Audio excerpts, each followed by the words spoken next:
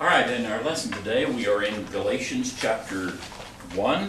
У нас сегодня первая глава, все еще Галатам, все еще первая глава. Beginning verse 13.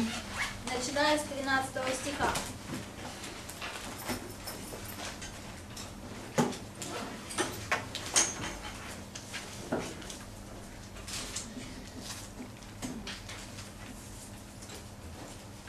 So Paul is now, at this point, giving arguments as to why the Galatians should understand that he is an apostle. И вот здесь Павел говорит о том, почему же галаты должны понять и принять то, что он действительно апостол. Some there in Galatia have been attacking Paul and saying, he's not really a real apostle. Некоторые представители Галат нападают на Павла, говоря, что он не настоящий апостол. And as we look at his life, we marvel at the radical change that happened with this young man named Saul of Tarsus. Вот рассматривая его жизнь, мы просто удивляемся тем радикальным переменам, которые произошли в жизни вот этого молодого человека, Савла Тарсянина.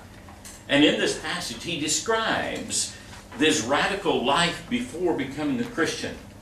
И в этом отрывке он описывает вот ту жизнь, которую он жил до того, как он стал христианином. And the change that he made from Judaism to Christianity. И вот ту радикальную перемену, которая произошла с ним из иудаизма в христианство. To me, if we look at this carefully, we will see not only his radical change, but we will see that it is an expression of the fact that Jesus Christ indeed raised from the dead. И как по мне, если рассмотреть эту перемену, которая с ним произошла, то нам будет легче увидеть не только вот события, произошедшие с Павлом, но и понять, что Иисус Христос на самом деле воскрес из мертвых. Which Paul affirms in verse 1. Что подтверждает Павел в первом стихе. And we talked about the fact that his claim is that he didn't see Jesus like he was whenever he was, the other disciples, they saw him face to face in his ministry. Ну и также он не видел Иисуса вот лицом к лицу, как другие последователи во время служения Иисуса. But Paul saw the resurrected Lord and spent time with him. Но Павел видел воскресшего Господа и с ним проводил время. Now he says, "For you have heard of my previous life in Judaism, how intensely I persecuted the church of God and tried to destroy it. I was advancing in Judaism beyond many of Jews of my own age, and was extremely zealous for the traditions of my fathers." Вы слышали о моем прежнем образе жизни в иудействе, что я жестоко гнал церковь Божию и опустошал ее, и преуспевал в иудействе более многих сверстников вроде моем, будучи неумеренным ревнителем отеческих моих преданий. When it came to Christianity, in his life as a Jew, Paul was fanatically against Christianity. Вот что касается христианства, в тот период его жизни, когда Павел все еще был иудеем, то он фанатично был настроен против христиан. So let's look at all three of these aspects that he mentions here.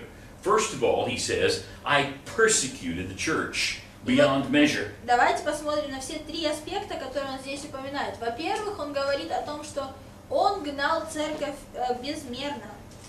Now what I want us to do is take a look at what the Bible says about Paul's attitude toward the church back in his earlier days. Вот давайте посмотрим, что Библия говорит об отношении Павла относительно церкви в ранний период его служения. Let's begin by going back to Acts chapter 7. Давайте откроем 7 главу Деяний. Acts chapter 7.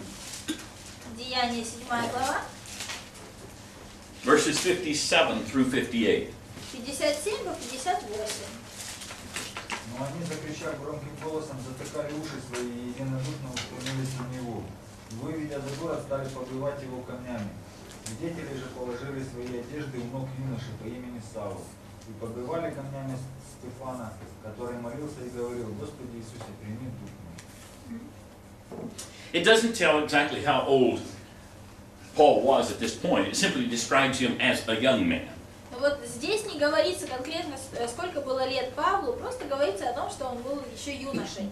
Probably somewhere between his late teens and maybe mid-20s. И вот ему было где-то вот от среднего подросткового возраста до где-то вот 25 лет. And this is the story of the first Christian martyr. И вот здесь мы также видим историю о первом мученике из христиан. His name is Stephen. Зовут его Стефан. And so they are killing Stephen for his preaching of the gospel. И вот Стефана убивают за то, что он проповедует Евангелие. And it says the witnesses laid down their clothes at the feet of a young man named Saul.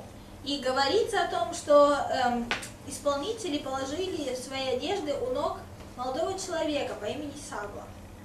Now look at chapter 22. 22 глава, давайте посмотрим. Acts 22, Деяние 22, verse 41. 41.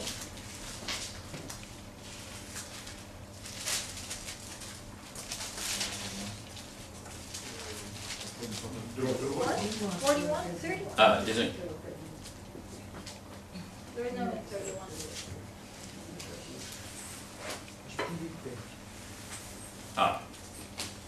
I must have written down the wrong statement. I mean the wrong passage then. Не тот отрывок записал? Is there one where it talks about Saul and his... What? 4-5 стихи? 4 and 5 verses. That's probably what I meant. Наверное, так оно и Okay. есть. Where is it? First four. 4 стих. «Я даже до смерти гнал последователей сего учения, связывая и предавая в темницу и мужчин, и женщин». So it talks about his way of life and how he was arresting even both men and women. Вот здесь говорится об его образе жизни, как он арестовывал как мужчин, так и женщин. He was fighting against them, their way of life, and even to their death. Сражался с ними вот, против их образа жизни даже до смерти. And he had authority from this, from the high priest and all the council. И вот во всем этом он получил право так поступать от первосвященников и синедриона. Now, one of the things that we're making, a point that we want to make, is the fact that Saul, even at a very early age, had risen up in the Jewish tradition. И вот что мы хотели сказать, то есть даже в самом раннем возрасте Павел вот очень высокое положение занимал в иудействе и вот в их традициях. And as he's out there with these men that are stoning Stephen, he has come to a point in his life where he has some authority in the Jewish religion. И вот сначала мы видим его с этими людьми, которые побивают Стефана, и вот далее мы видим, что он уже получил свою собственную власть в иудейской религии.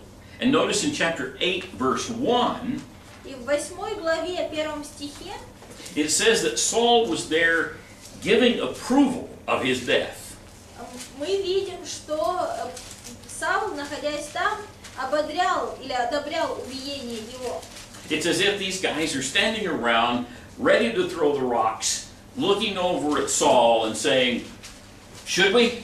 Но вот фактически, как будто бы вот все эти люди, которые собрались побить камнями Стефана, перед тем, как начали побивать, глянули на Павла, увидев, то есть посмотреть, чтобы одобряет он или нет, нужно побивать или не нужно. And Saul, and they look at him, Вот они, глядя на него, смотрят, а сам делает вот так. gives them the signal. Yes, I approve of what you're doing. Да, я одобряю то, что вы делаете.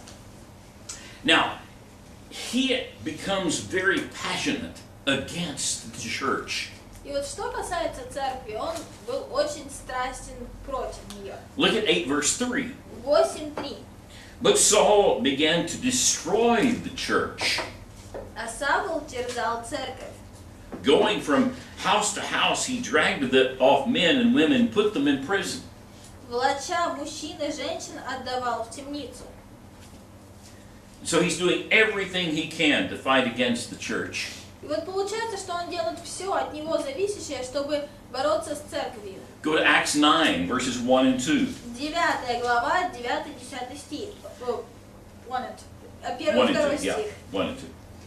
Meanwhile, Saul was still breathing out murderous threats against the Lord's disciples. He went to the high priest, asked him for letters to the synagogues in Damascus, so that if he found anyone there who belonged to the way, whether men or women, he might take them as prisoners to Jerusalem.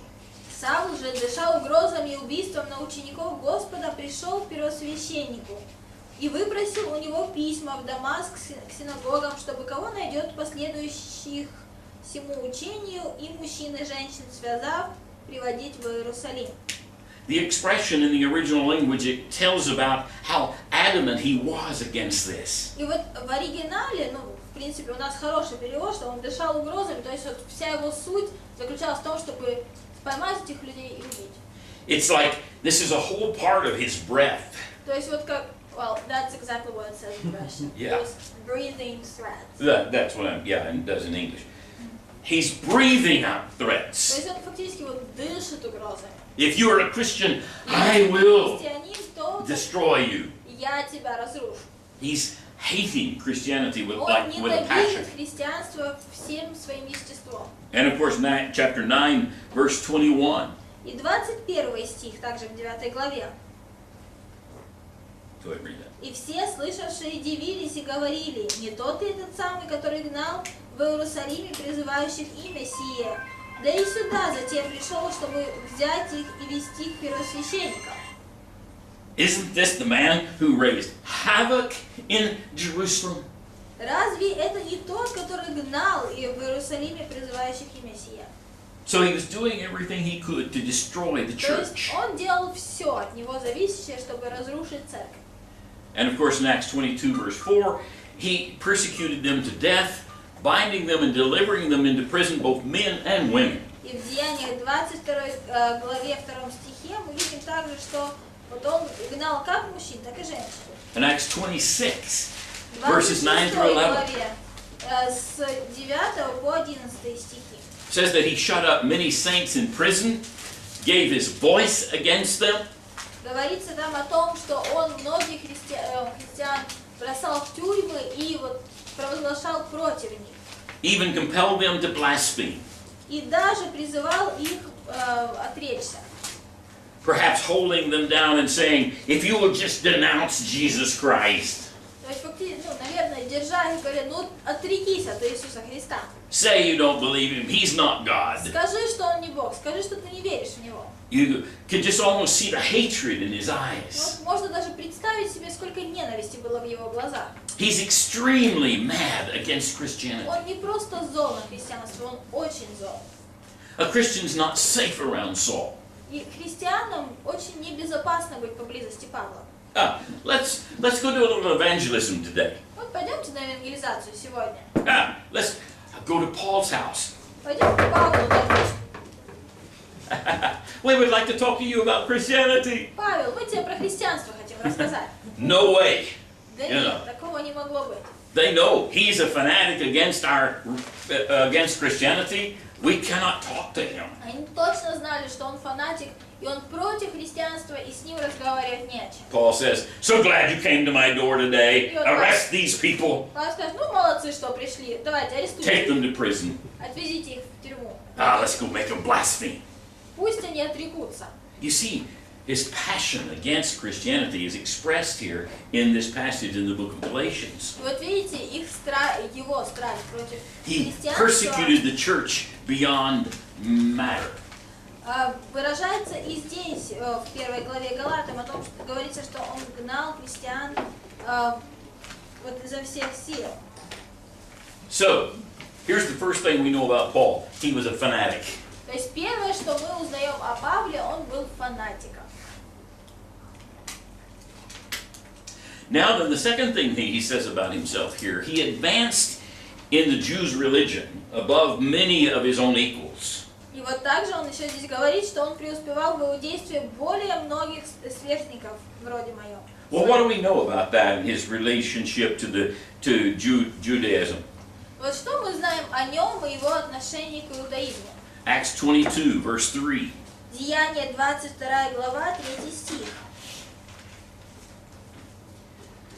Paul said, I am a Jew, born in Tarsus of Cilicia, and brought up in this city under Gamaliel. Здесь говорится, что я иудеянин, родившийся в Тарсе Киликийском, воспитанный в всем городе при ногах Гамалиила. I was thoroughly trained in the law of our fathers and was just as zealous for God as any of you are today. И тщательно наставленный в отеческом законе, ревнитель по Боге, как и вы ныне. He also had such a position in his religion at an early age that he could go to the high priests. И вот он, по всей видимости, занимал настолько высокое положение, вот будучи совсем юношей, что мог даже к первосвященнику прийти. He says to the high priest, I need to go to Damascus because there's Christians there and I need to persecute them there. И сказали, вот он мог прийти и сказать, слушай, мне нужно разрешение, чтобы пойти в Дамаск и там гнать христиан. No problem. We'll write you a letter and give you that authority. Без проблем. Сейчас тебе напишем документ, будет у тебя власть. Saul was one of their young heroes. То есть вот Саул был одним из таких вот молодых героев иудаизма. And he was going to use it to his every way he could. И он собирался использовать эту возможность, вот это положение настолько, насколько это было возможно. He had been taught in the perfect manner, or perfect according to the law of his fathers. И он был научен очень хорошо отеческим законам. According to Acts 26, verse 5, he lived according to the strictest sect of the Jews, a Pharisee. Согласно Деяния 26:5, мы видим, что он жил по вот самой строгой, как бы, получается, самой строгой секты иудаизма, это фарисеи. And so the Sanhedrin had selected him as an inquisitorial agent for them. И вот Синедрион выбирает его как гонителя, вот как представителя тех людей, которые будут гнать другие религии. Because he surpassed his contemporaries in burning zeal. Потому что он был гораздо более ревнителем, чем все его сверстники. He says, yes, he was this way above many of his country. Он говорит, что он во многом превзошел своих сверстников. So he was not only a fanatic, И поэтому он был не только фанатиком, but in his own mind and the minds of many others, this young man Saul had arrived. и вот в своем собственном понимании, в понимании многих других людей, вот этот молодой человек уже достиг всего. He was there. Он уже был успешным. Man, here's the Jew of the Jews. Вот еврей из евреев. Here's the guy we can trust. Вот тот человек, которому можно довериться. Here's the guy who's so smart in Judaism, Вот человек, который настолько умен в иудаизме, so committed to it. настолько предан всему этому. In fact, in Acts 23, verse 6, he considered himself to be a Pharisee of the Pharisees. И более того, в Деяниях 23:6 он говорит, что он считал себя фарисеем из фарисеев. Saul was proudly and stubbornly and unalterably a Jew. И он был очень горд, очень непоколебим в своем иудействе. So, concerning his life before becoming a Christian, he says this in Philippians chapter 3, 4 through 6. И вот что касается его становления как христианина, об этом можно почитать в Филиппийцам 4, Philippians 3, 4 through 6. 3 глава, с 4 по 6 стихи. Хотя я могу надеяться и на плоть, если кто другой думает надеяться на плоть, то более я, обрезанный 8-й день, из рода Израилева, колена Вениаминова, еврей от еврея, по учению фарисей, по ревности гонитель церкви Божией, по правде законной и порочной. So, later in his writings, he describes this view that as a young man, what he had of himself. И вот далее в своих трудах, в своих посланиях он описывает себя и кем он был, и вот чем он обладал. At that point in his life, he trusted in the flesh. He said, I was circumcised the 8th day, like a good Jew should. И он говорит, что я могу надеяться на плоть. И как любой хороший еврей, он был обрезан в 8-й день. He says, I was of the tribe of Benjamin, the kingly tribe. Также он был из колена Вениаминова, то есть из царского колена. He said, I was a Hebrew of the Hebrews. Он говорит, что от евреев еврей. And as touching the law, he was a Pharisee. И вот что касается учения, то он фарисей. And concerning his zeal for Judaism, he persecuted the church. А по ревности гонитель церкви Божией, то есть что касается ревности в иудаизме. And when it comes to law keeping, he says, blameless. И по правде законной, непорочной. So he was such an able Jew, the Jews wouldn't have persuaded him to change. То есть он был настолько уверенным вот евреем, настолько преданным евреем, что другие евреи просто не могли бы его переубедить. He was their, you know what I mean by poster child? Like the, yeah. Yeah. Он был фактически вот такой, как ребенок с обложки, вот такой идеальный ребенок, идеальный гражданин. So the Jews could put up posters of Paul and say, hey, here's our young man that we love and is great. Если бы в древние иудеи делали плакаты, на всех плакатах был бы Павел. Yeah, if you want to be a Jew, Вот хочешь быть become like this евреем, guy is, you вот know? таким надо быть He's евреем. great. Он самый лучший. You know. So, here we have a fanatic И вот who у нас, considered himself to have arrived, and the Jews considered himself to have arrived. вот у нас фанатик, который считает, что он уже всего достиг. И евреи считают, что он уже всего достиг. So again, the Christians couldn't come to him and talk to И him. понятное дело, что простые христиане не могли прийти и с ним поговорить о чем. Not only that, it goes ahead and go back to Galatians for a second. И вот более того, давайте вернемся к Галатам. It says, I was advancing in Judaism beyond many Jews of my own age and was extremely zealous for the traditions of my fathers. В 14 стихе говорится, и преуспевал в иудействе более многих сверстников, вроде моем, будучи неумеренным ревнителем отеческих моих преданий. He was prejudiced. То есть он был предвзятым.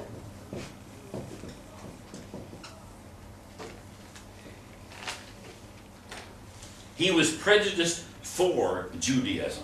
Он предвзято относился к иудаизму, He loved it with all of his heart. потому что он любил его всем своим сердцем He thought it was the greatest thing. и считал его лучшим, что только может быть. And this Christianity was awful. И вот христианство для него было чем-то ужасным. He considered it a perversion of Judaism. Он считал его извращением иудаизма. Now, the question we have is, how do you deal with a man like this? И вот вопрос возникает, а что же делать с таким человеком?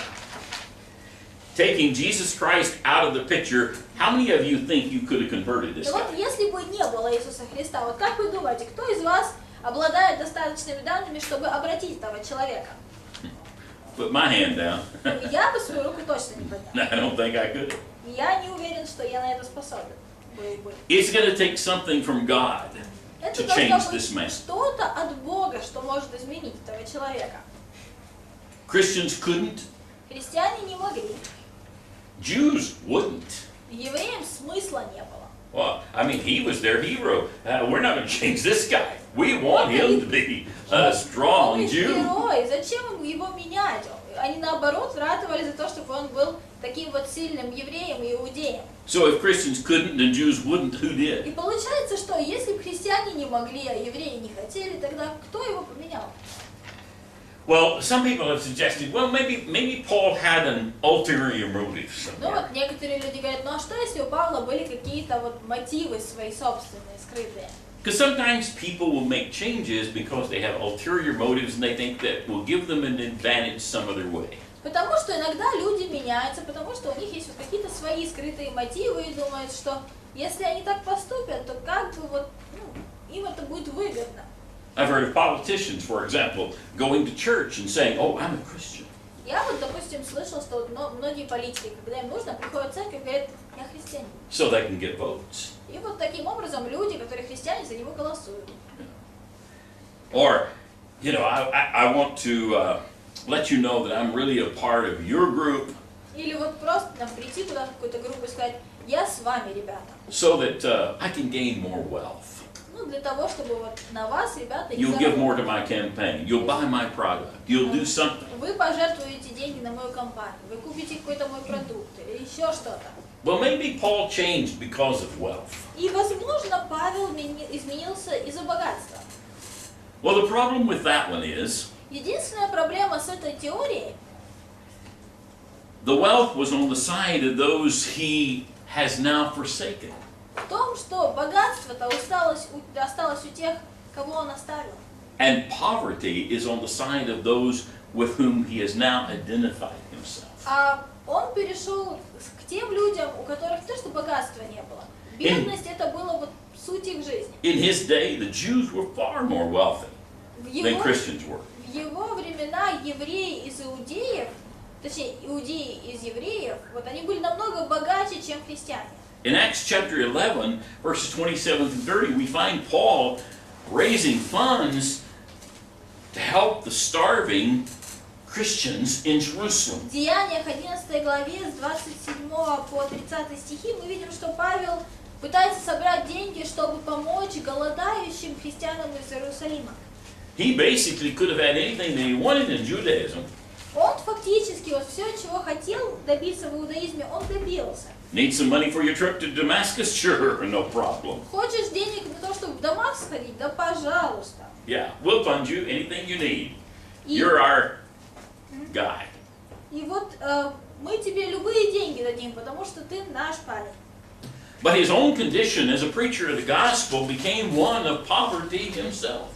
Но вот его обстоятельства, как проповедника Евангелия, заключались в том, что он сам обеднел. Paul says in 1 Thessalonians chapter 2, verse 9, 1 Фессалоникийцам 2:9 Павел говорит: Surely, brothers, you remember our toil and hardship. We worked night and day in order not to be a burden to anyone while we preach the gospel of God to you. Он говорит, сейчас. Ибо вы помните, братья, труд наш и изнурение, ночью и днем работая, чтобы не отяготить кого из вас, мы проповедовали у вас благовестие Божие. Look at 2 Thessalonians 3, verse 8. 2 Фессалоникийцам 3:8. Ни у кого не ели хлеба даром, но занимаясь трудом и работая ночь и день, чтобы не обременить кого из вас. So he did everything with himself now to provide for himself. Very few congregations actually helped to support Paul. Philippians was one of the few. То есть Павел фактически вот работал, чтобы себя самого обеспечить. И очень мало общин помогали Павлу и обеспечивали его. И вот филиппийцы были одни из тех немногих общин. Look at Acts chapter 20, verse 33. Деяние 23. Acts 20, verse 33. 33. Деяние 20, стих 33.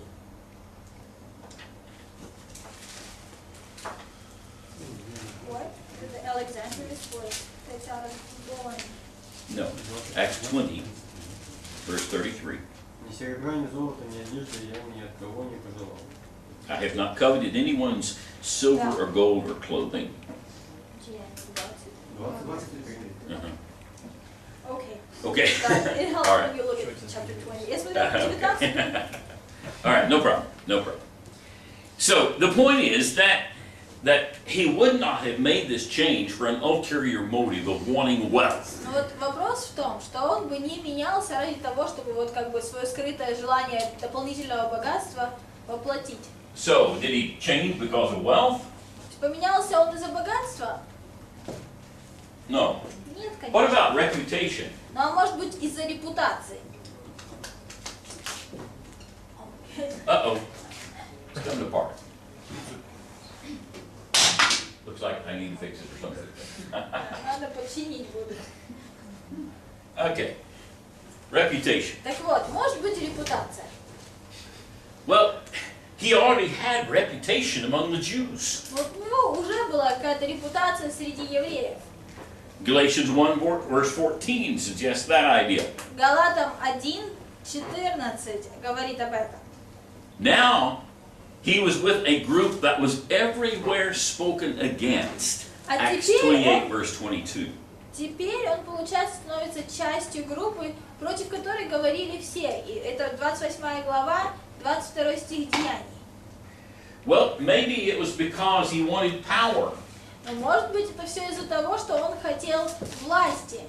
Was that his ulterior motive? Был ли это его мотив скрытый? Well, you see, he had received authority from the Jews, Acts 22:30 through 5. Ну вот, видите, он уже получил власть от иудеев. Acts 22. Acts 22, 3 through Деяния 5, 22, 3 по 5 and 26:10. и 26, 10. He already had power. То есть сила у него или власть у него уже была. But after his conversion, his attitude was not one of a power-hungry man. Но после его обращения вот совсем сложно было бы его назвать человеком, который жаждет власти. He didn't go around saying, "See, I'm the greatest of the Christians now. Look at me.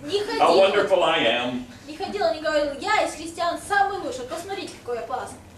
Instead, he made statements like this in 1 Corinthians 15, verse 9. Вместо этого в 1 Коринфянам 15:9 он говорит вот что. Does this sound like a guy with a feeling of a great reputation? Ну вот давайте прочитаем и увидим, действительно ли это человек, у которого чудесная репутация. For I am the least of the apostles and do not even deserve to be called an apostle because I persecuted the church of God. Ибо я наименьший из апостолов и недостоин называться апостолом, потому что гнал церковь Божию. Or Ephesians, Это 15 глава, 9 стих. or Ephesians 3, verse 8. Или Ефесянам 3:8. Although I am less than the least of all God's people, this grace was given to me. Мне, наименьшему из всех святых, дана благодать сия, благовествовать язычникам. He didn't brag about who he was. Он не гордился тем, кем являлся. He said, when I think about my past life and what horrible things I was doing, Он говорит, что когда я задумаюсь о своей прошлой жизни и о всем I'm том, less что than я the делал, least да я наименьший из самых малых, of all God's people. из всех Божьих людей. So this doesn't sound like the attitude of one seeking power. То есть вот не похоже, что человек жаждет власти. Or maybe it was to gratify some passion. Ну или, может быть, он это делает для того, чтобы удовлетворить какую-то страсть свою.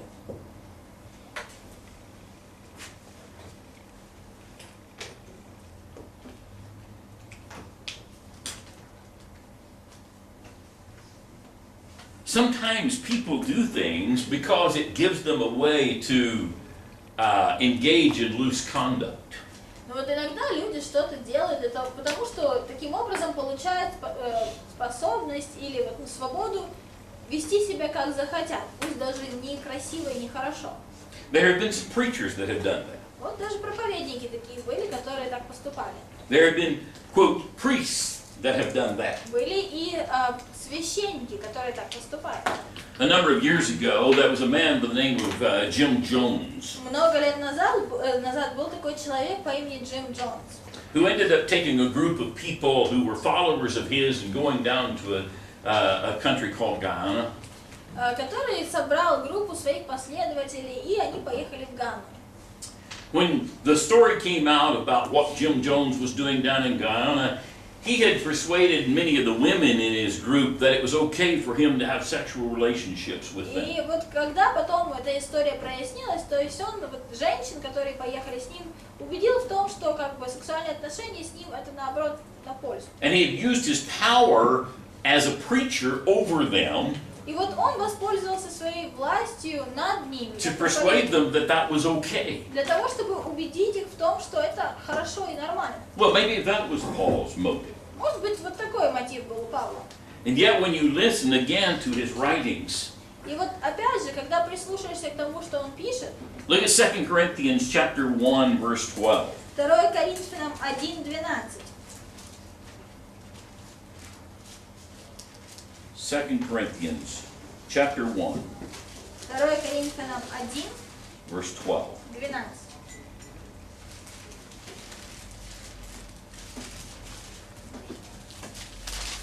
Но похвала наша – это есть свидетельство совести нашей, и богоугодной искренностью, не по плоти мудрости, но по благодати Божией живой в мире, особенно другого.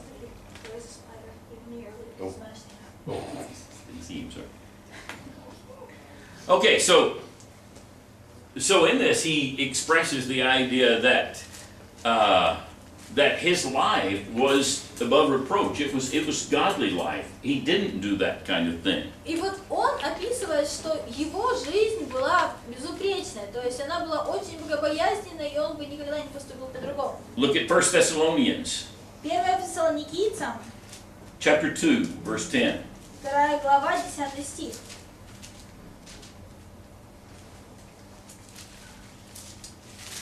1 Thessalonians 2, 1 Фессалоникийцам, verse 10. 2:10.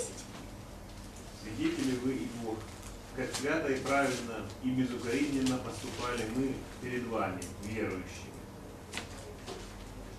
So he said, claimed that when he was with them, they were witnesses of the fact that he and his group that was there were holy and blameless and righteous. То есть он говорит, что вот когда он, будучи с Богом, у него есть свидетели того, что он был безупречен и неукоризнен, не свят. If Paul had been an immoral person, the Christians would not have listened to his message, nor would they have listened to his letters when he wrote back to them. Если бы Павел был безнравственным человеком, то христиане просто не слышали того, или не слушали того, что он им говорил, и вот не принимали его послания, которое он писал. I believe that in the light of all this, that Paul, when he made this change, Я верю, что когда Павел изменился, was not a man who was unsincere. вот Or в свете insincere. того, о чем мы с вами поговорили, я могу сказать, что Павел не был неискренним человеком.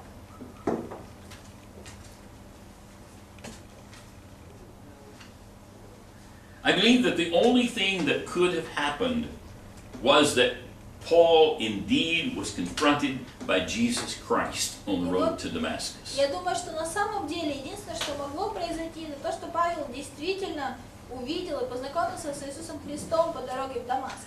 His conversion came at the height of his fury toward the church. И вот его обращение, оно как бы было вот таким же необычным, как и его рвение против служителей Иисуса Христа. Because of this, Paul would have been very skeptical and cautious of anything which would have seemed not genuine to persuade him. И вот Павел, наверное, был очень осторожен в плане того, чтобы не позволять чему-то вот нечестному и несправедливому обратить его. The light that he saw was so powerful Свет, который он увидел, был настолько силен, that it temporarily blinded Paul. что даже временно он потерял свое зрение. And it came at a time that was called midday. И вот это было в полдень. That means the light had to be brighter than the sun, which is very improbable. И тогда получается, что свет был намного яснее или ярче, чем солнце, что, в принципе, невозможно. And Paul's claim was that he was confronted with Jesus. И Павел говорит о том, что он встретился с Иисусом. And then you see this man, Paul, who makes this radical change in his life. И вот потом мы встречаемся с этим человеком, с Павлом, который вот так радикально меняет свою жизнь, Who remains true to that faith in Christ the rest of his life. который искренне и честно держится веры в Иисуса Христа остаток своей жизни And dies a martyr's death. и умирает мученической смертью. Paul, I believe, was a true historical person. The historians agree with that. Что Павел был настоящим историческим персонажем, и историки согласны с этим. He was not deceived, he was not mad, he had no ulterior motives. Он не был обманут, он не был зол, у него не было каких-то скрытых мотивов. In his early life, the Christians couldn't get near him. И вот в ранние годы его жизни христиане даже подойти к нему не могли. The Jews would not have persuaded him to become a Christian. Евреи даже не пытались бы убедить его стать христианином.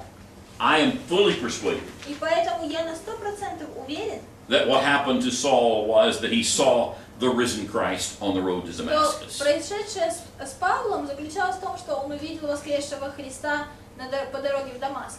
Truly, Christ is risen. И воистину Христос воскрес.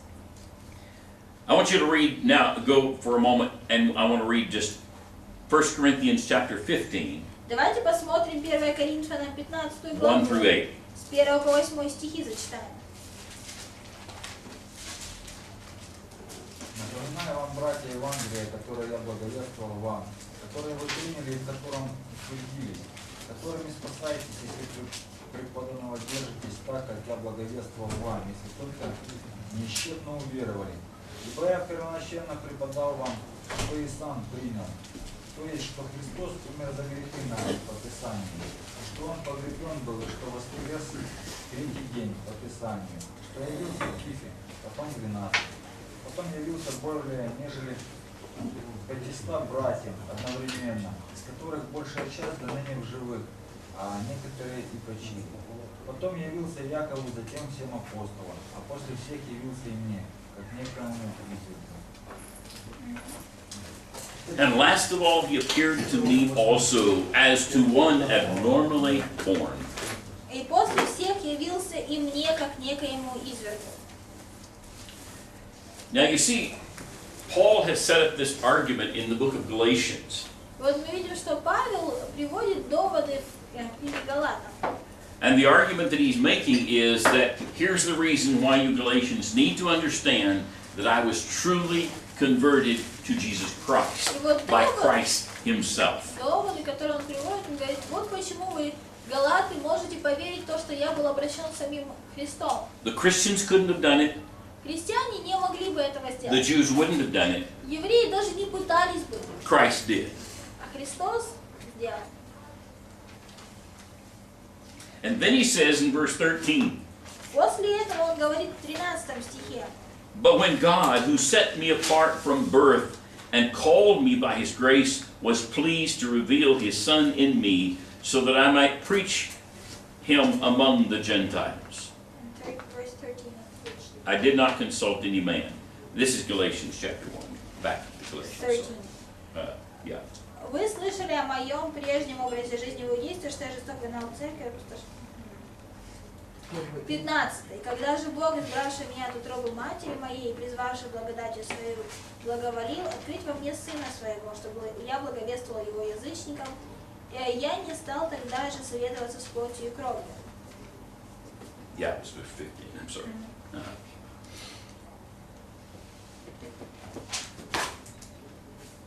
So Paul now claims and says that this was the purpose of God, even from his birth. И вот Павел теперь говорит о том, что Бог запланировал это по отношению к Павлу вот с самого его рождения. It's very obvious that God had a purpose for Paul. И очень явно видно, что у Бога действительно был план по отношению к Павлу. And after his conversion, he became the ablest preacher to the И Gentiles. после его обращения Павел становится одним из наиболее способных проповедников по отношению к язычникам. And as he preached the rest of his life, he knew that was his primary purpose. И вот потом, проповедуя остаток своей жизни, он знал, что это была его главная цель.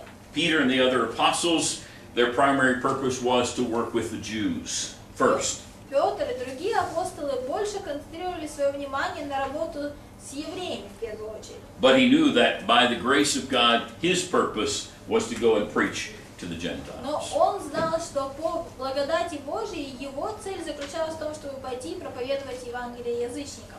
Now, eventually, there was so many problems in Jerusalem, И вот в конце концов в Иерусалиме появилось столько проблем, including the destruction of Jerusalem in AD 70, включая вот в 70-м году разрушение Иерусалима, that the apostles that were still left in Jerusalem left Jerusalem что апостолы, которые все еще оставались в Иерусалиме, вышли из него and began to go into many other places to preach the gospel. и начали рассеиваться и проповедовать Евангелие. But the ablest preacher to the Gentiles was Paul. Но самым способным проповедником по отношению к язычникам был все-таки Павел.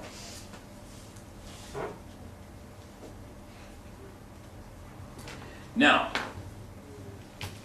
as he continues his arguments, Вот продолжая свои доводы, he makes it clear that his ministry was carried on independently of the other apostles.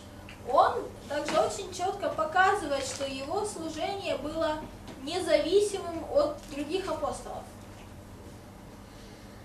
He makes it clear now that he did not immediately confer with any of the human leaders of Christianity. Он также очень четко показывает, что он ни с кем из человеческих лидеров христианства не встречался.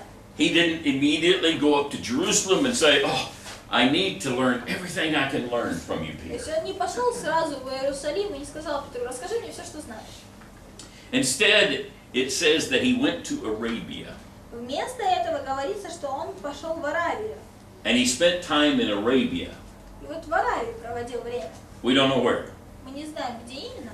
Have no clue where it was. Понятия не имеем, где. Some have speculated Некоторые предполагают, конечно, that maybe he went to the location of where Mount Sinai was. что вот, возможно, он пошел в то место, где находилась гора Синай. But there's no evidence of that. We have no Но clue. свидетельств этому нет. Somewhere, though, he went to Arabia, and there he claims that he was taught by the Lord. И вот, тем не менее, куда-то он идет в Аравию, и вот он говорит, что там был научен Господом. There seemed to be a determination by himself and by the Lord По всей видимости, у него была вот такая целеустремленность, и также его, наверное, направлял Бог. that at first he would avoid going to Jerusalem. И именно поэтому он сначала не идет в Иерусалим. And it was not out of disrespect for the other apostles, Не потому, что он не уважал других апостолов, but he was commissioned by the Lord himself to give a unique ministry to the Gentiles, но Бог сам дал ему вот это уникальное служение, служение язычникам. chapter 2, verse 8, he says this. Вот во 2 главе 8 стихе он об этом говорит.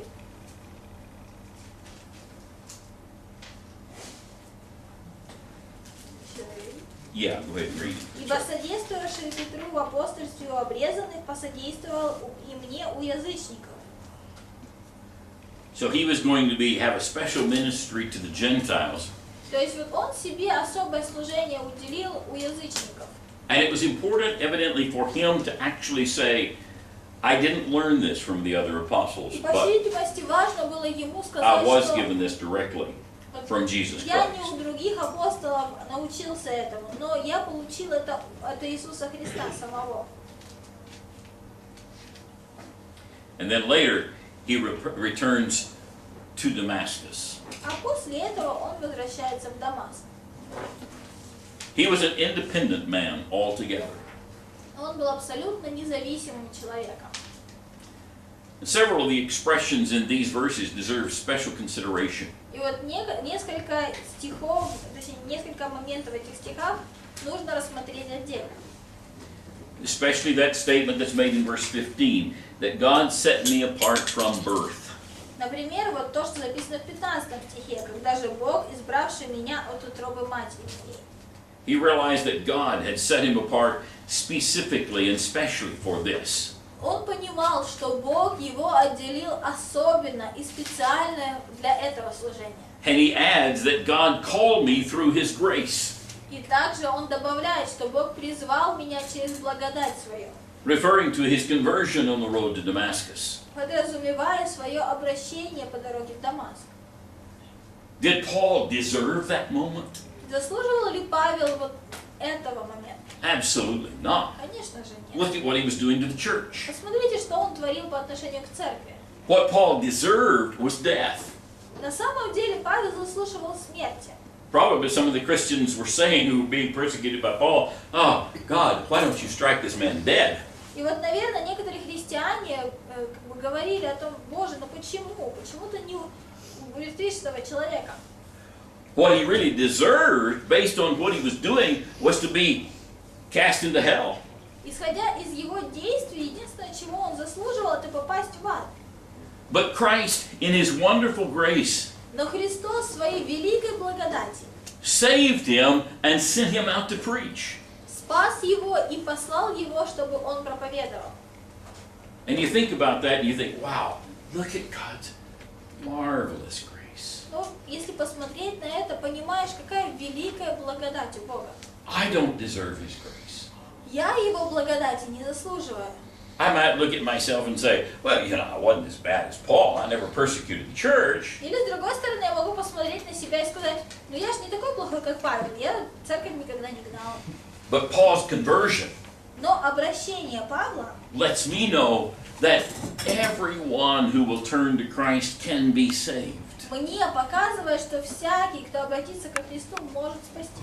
The murderer in prison, И тот убийца, который в тюрьме, the worst possible person that you can think of upon this и earth, самый отвратительный и ужасный человек, о котором вы можете только подумать, can be saved.